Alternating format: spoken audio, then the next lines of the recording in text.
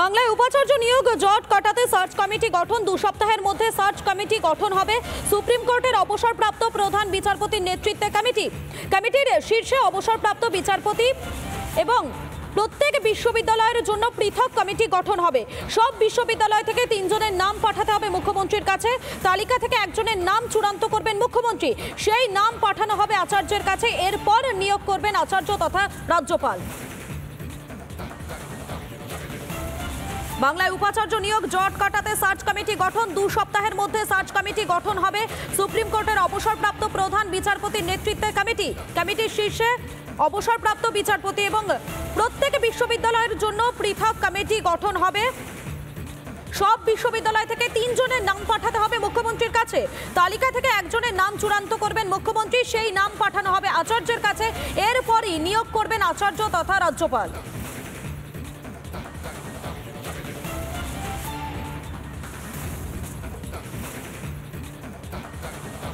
বাংলায় উপাচার্য নিয়োগ জট কাটাতে সার্চ কমিটি গঠন। 2 সপ্তাহের মধ্যে সার্চ কমিটি গঠন হবে। সুপ্রিম কোর্টের অবসরপ্রাপ্ত প্রধান বিচারপতির নেতৃত্বে কমিটি এবং প্রত্যেক বিশ্ববিদ্যালয়ের জন্য পৃথক কমিটি গঠন হবে। সব বিশ্ববিদ্যালয় থেকে মোট 3 জনের নাম পাঠাতে হবে মুখ্যমন্ত্রীর কাছে। তালিকা থেকে একজনের নাম চূড়ান্ত করবেন মুখ্যমন্ত্রী, সেই নাম পাঠানো হবে আচার্যের কাছে। এরপর নিয়োগ করবেন আচার্য তথা রাজ্যপাল। বাংলায় উপাচার্য নিয়োগ জট কাটাতে সার্চ কমিটি গঠন। 2 সপ্তাহের মধ্যে সার্চ কমিটি গঠন হবে।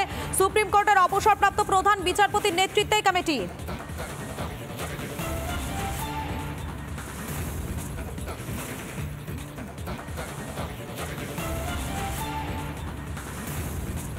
স্বাস্থ্য ব্যবস্থার অস্বাস্থ্যকর ছবি ফের শিরোনামে। সরকারি সুপার স্পেশালিটি হাসপাতাল এসএসকেএম চরম ভোগান্তির শিকার ক্যান্সার আক্রান্ত এক রোগী।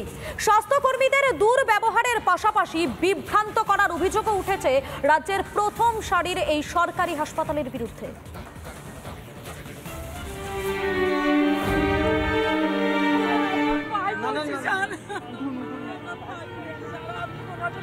রাজ্যের প্রথম সারির সরকারি হাসপাতালের মধ্যে অন্যতম এসএসকেএম,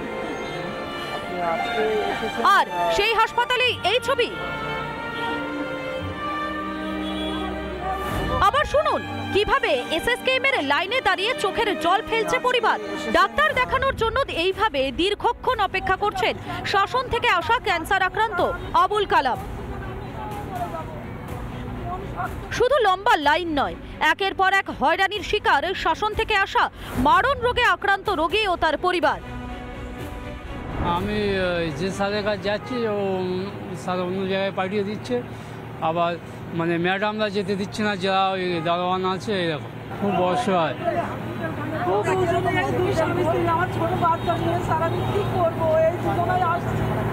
ডাক্তার সরাসরি বলছে যখন ক্যান্সার আমার স্বামী বাইরে বার করে দিয়ে স্যার আমি সেখানে মনে হচ্ছে যেন আমি এখানে মরে যাবো। রাজ্যের নেতা মন্ত্রী বা তাদের ঘনিষ্ঠ হলেও এসএসকেএম হাসপাতালের উডবান ওয়ার্ডের দরজা খোলা। তারা মাসের পর মাস ধরে ভিআইপি চিকিৎসা পেয়ে থাকেন, কিন্তু সাধারণ মানুষকে কেন ভুগতে হবে? একদিকে যখন কয়েক মাস আগে নিয়োগ দুর্নীতিতে গ্রেপ্তার হওয়া জেলবন্দি সুজয় ভদ্র তিনি অনায়াসে বেড পেয়ে যাচ্ছেন, সেখানে শাসন থেকে আসা একজন সাধারণ মানুষ তিনি কান্নায় ভেঙে পড়েছেন রীতিমতো। এসএসকেএম এর যারা অধিকর্তা আছেন তারা কি শুনতে পাচ্ছেন? এই ব্যক্তি এবং এই মহিলার চোখের জল কি দেখতে পাচ্ছেন তারা? যদি দেখতে পেয়ে থাকেন ইমিডিয়েট ব্যবস্থা হোক। ভিডিও জার্নালিস্ট আলী হোসেনের সঙ্গে সৈকত, রিপাবলিক বাংলা, কলকাতা। চন্দ্রকোনার দিকে নজর রাখবো আমরা। চন্দ্রকোনার বান্দিপুর 2 নম্বর গ্রাম পঞ্চায়েতে সেখানে বেহাল গ্রামের রাস্তা নিকাশি ব্যবস্থা। বারবার পঞ্চায়েতে জানানো হলেও কোনো সুরাহা মেলেনি। পঞ্চায়েত অফিসে তালা ঝোলালো গ্রামবাসীরা, বিক্ষোভ দেখাতে থাকেন তারা। গ্রামের রাস্তা নিকাশি ব্যবস্থা বেহাল পরিস্থিতি এবং বারবার পঞ্চায়েতে তারা জানিয়েছেন, কিন্তু কোনো রকম কোনো সুরাহা তারা পাননি বলে অভিযোগ। দীর্ঘদিন ধরে এই সমস্যায় তারা ভুগছেন, সে কারণেই পঞ্চায়েত অফিসে তালা ঝোলালো গ্রামবাসীরা, সেখানে বিক্ষোভ দেখাতে থাকেন তারা। চন্দ্রকোনার বান্দিপুর 2 নম্বর গ্রাম পঞ্চায়েতে গ্রামের রাস্তা এবং নিকাশি ব্যবস্থার বেহাল দশা। ঠিক কি বলছেন যারা বিক্ষোভ করছেন তারা, শোনাই আপনাদের। আমাদের বিশাল, আমাদের পাঁচখানা গ্রামের এখানে কোনো রাস্তাঘাটে কোনো কাজ নাই। মানুষ ভোট দিয়েছে, ইচ্ছা যাকে খুশি দিয়েছে, ভালোবেসে ভোট দিয়েছে, রাস্তাঘাটে কোনো কাজ নাই। রাস্তাঘাটে জল নিকাশি, রাস্তাঘাটের জন্য বিক্ষোভ। স্কুলে ছেলে মেয়ে যেতে পারিনি, আসতে পারিনি, ছেলে বিক্ষোভ। সেই রাস্তা আজ দীর্ঘদিন মানে 10 সালের পর কোনো মোরাম পড়েনি। সামান্য কিছু ঢালাই হয়েছে, বাকি আর কিন্তু কোনো কিছু হয়নি। সেখানে স্কুলের ছেলেরা আস্তে আস্তে আছাড় খাচ্ছে বা হাত পা ভাঙছে, এইসব হয়ে তারা বাড়ি ফিরে যাচ্ছে। স্কুল করা তো দূরের কথা, মানে শিক্ষা উচ্ছন্নে যাও, ঠ্যাং ভাঙা সারাতে যে আবার 2 ঘন্টা লাগছে, মানে হাসপাতাল যেতে হচ্ছে। এটা হচ্ছে রাস্তার বিষয়।